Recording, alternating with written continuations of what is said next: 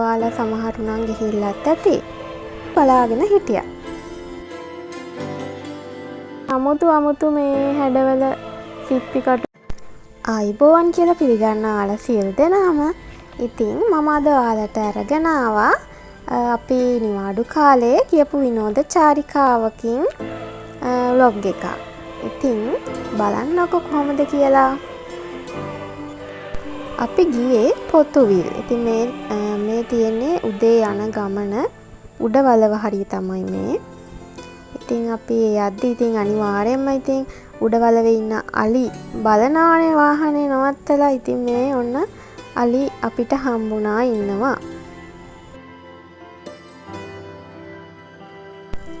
මෙන්න මෙයාගේ නම් දිග දල දෙකකුත් තිබුණා. ඉතින් අපිට දුක හිතෙනවානේ මෙයාලව දැක්කම අපි ළඟ තියෙන පළතුරු හරි මොනවා හරි කන්න දෙන්න හිතෙනවානේ. ඒ වුණාට එහෙම දෙන්න එපා කියලා තමයි කියන්නේ. මොකද මෙයාලා ඊට පස්සේ තමයි ඔන්න ගම්වලට කඩා වැදෙන්න පටන් ගන්නෙ. ඒ නිසා ඉතින් අපි මොකවත් මෙයාලට දුන්නේ නම් නැහැ.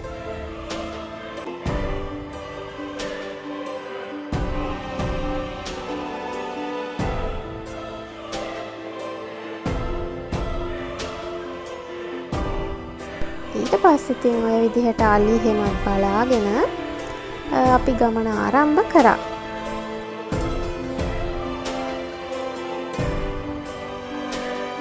අපි මුලින්ම ගියේ යුදගනාවට. යුදගනාවේ චෛත්‍යයක් තියෙනවා. අන්න එතෙන්ට තමයි අපි මුලින්ම ගියේ.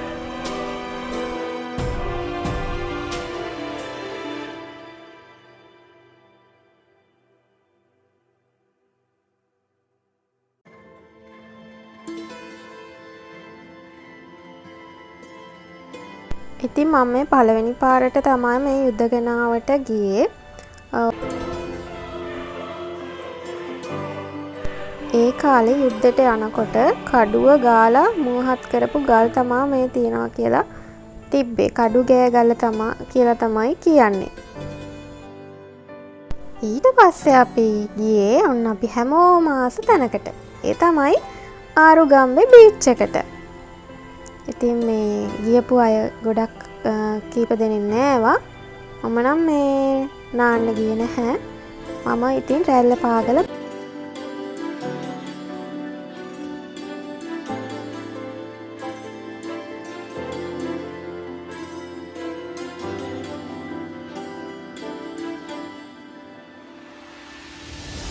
ඉතින් මම හිතනවා ඔයාලත් ගොඩක් ආස තැනක් තමයි මේ මුහුදු එරළ කියලා කියන්නේ.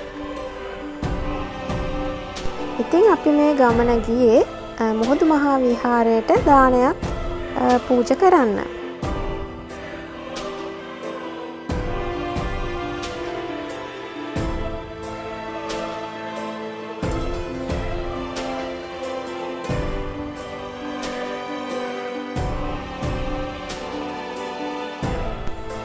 ඉතින් මේ ගමනේදී මම දැකපු ලස්සන මල් జాතියක් තමයි මෙන්න මේ මල.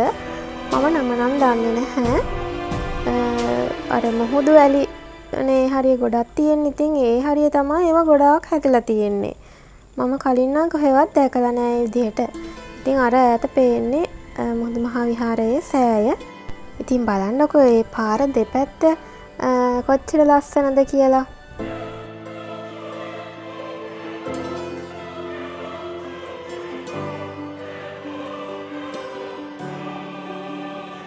ඉතින් ඒ විහාරයේ පහළ ඉඳන් අර සෑය ළඟට යනකම් මෙන්න මේ විදිහට පිළිම ඉදි කරලා තිබුණා. බලන්නකෝ ඉතින් ලස්සන.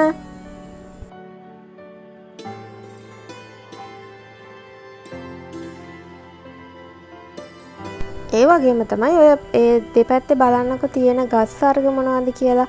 තල් කුරුම්බ ගස් තිබුණා. ඉතින් අන්න ඒ වගේ අර වියලි කලාපයක්නේ මුහුදු වැලි වල හැදෙන ශාක තමයි අපිට දැක ගන්න තිබුණේ.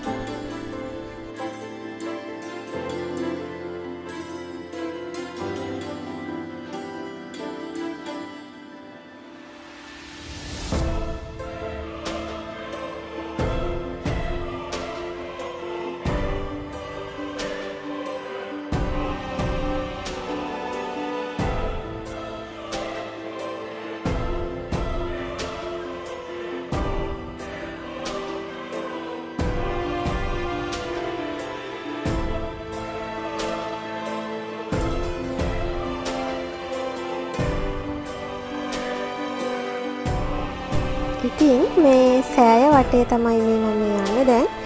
ඉතින් මේ සෑය ළඟටත් මුහුද පේනවනේ.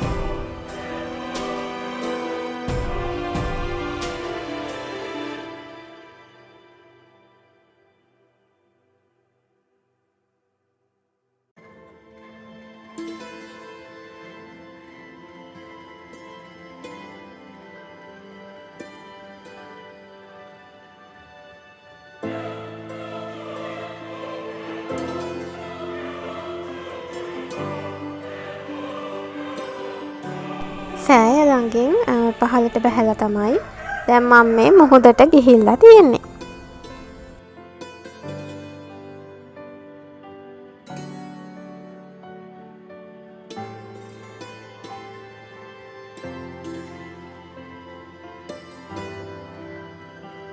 ඊට පස්සේ අපි පහුවදා මෙන්න මේ විදිහට මේ මුහුදු මහා විහාරයේ හාමුදුරුවරු 23 නමකට මේ විදිහට දානය පූජා කළා.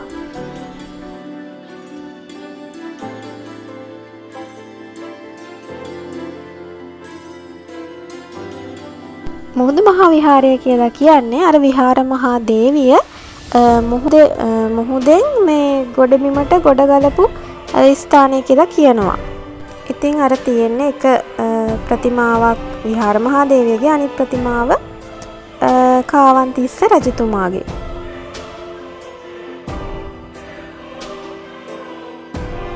අපි ඊට පස්සේ පහුවදා ගියා දානය පූජා කළ ඉවර වෙලා මගුල් මහා විහාරයට. මේ තියෙන මගුල් මහා විහාරයට යන පාර.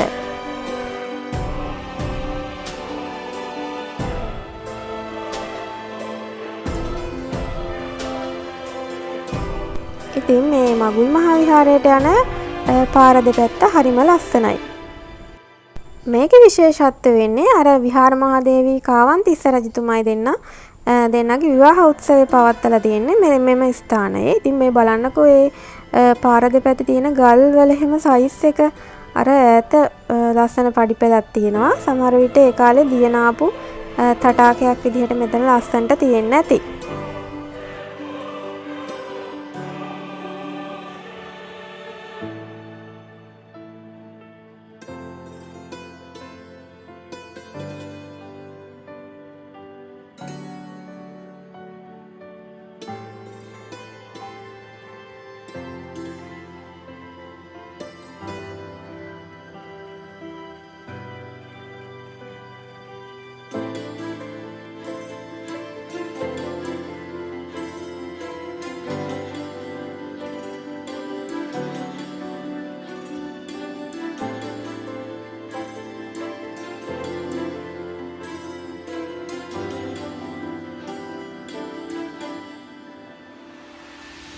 ඉතින් මෙන්න මේ විදිහට තමයි මගුල් මහා විහාර භූමියේ ඇතුළේ ඉදිකිරීම් සිදු කරලා තියෙන්නේ.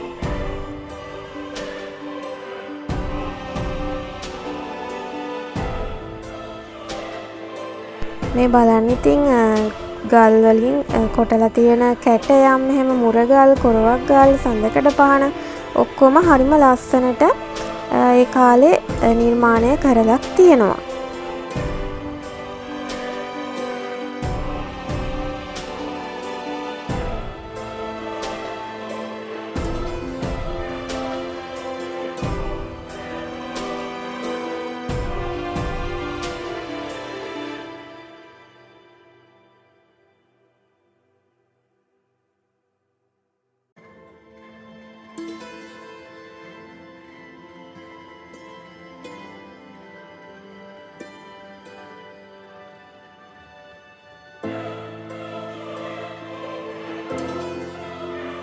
ඉතින් මෙන්න මේක තමයි මේ විහාර මහාදේවී කාවන්තිස්ස රජතුමාගේ මගුල් පෝරුව කියලා කියන්නේ.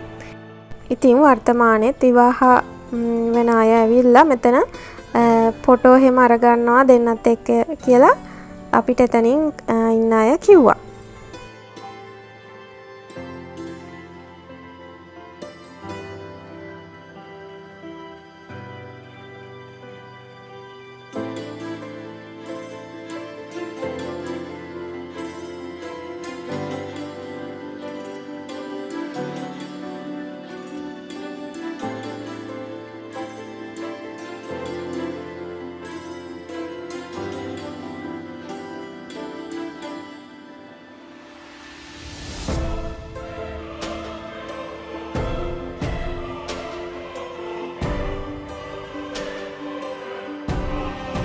ඉතින් මේ අපි මේ දෙවනි දවසේ උදේ පාන්දරම ගියා ඉර පායනවා බලන්න. ඒ ගමන් ගත්ත වීඩියෝ ටිකක් තමයි මේ තියෙන්නේ. ඉතින් අර ලංකාවේ ඉස්සෙල්ලාම ඉර පායන්නේ මෙන්න මේ පැත්තට.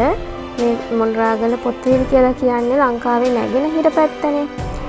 ඉතින් මම ඒ වීඩියෝ එකත් මේකට දැන් ඉස්සරහට ඔයාලට බලා ගන්න පුළුවන්. ඒ වුණාට අපිට හරියට ඒක මේ පේනුනේ නෑ. මේ ඉර පායනවා කියලා ගොඩක් ඒක හරියටම බලා ගන්න උනේ නැහැ. මෙන්න මේ විදිහට ටිකක් ඔයාලට මම ඇඩ් කළා. ඉතින් ඒ වගේම තමයි මේ මුහුදු වෙරද ගොඩාක් තිබුණා. සිප්පි කටු තිබුණා. ඉතින් අපි ඒවත් ඇහිඳගත්තා. මෙන්න මේ විදිහට මේ එහෙම මේ තිබුණා. ඉතින් මම මෙතනින් මේ vlog එක ඉවර කරනවා. ඔයාලත් පුළුවන් නම් මේ මුහුදු මහා විහාරය වගේ දුෂ්කර පැතිවල තියෙන වෙහෙර විහාරස්ථානවලට කීප දෙනෙක් එකතු වෙලා හරි කමන්නේ දානයක් දෙන්න පුළුවන් නම් ඒක ගොඩාක් වටිනවා. මොකද අපේ පැතිවල වගේ නෙමෙයි මේ ප්‍රදේශවලට එහෙම හැමදාම දානය ලැබෙන්නේ නැහැ. අපිට දැනගන්න ලැබුණු විදිහට ඒ විහාරස්ථානයට දවස් 300කට වැඩි ප්‍රමාණයක් දානය පිටින් ලැබෙන්නේ නැහැ කිව්වා. වෙහෙර මේ විහාරය ඇතුළෙම ඉන්න අය විසින් තමයි සකස් කරගන්නවා කියලා කිව්වේ. ඉතින් මේ වීඩියෝ එක නරඹපු ඔයාලා සියලු දෙනාටම ගොඩාක් ස්තුතියි.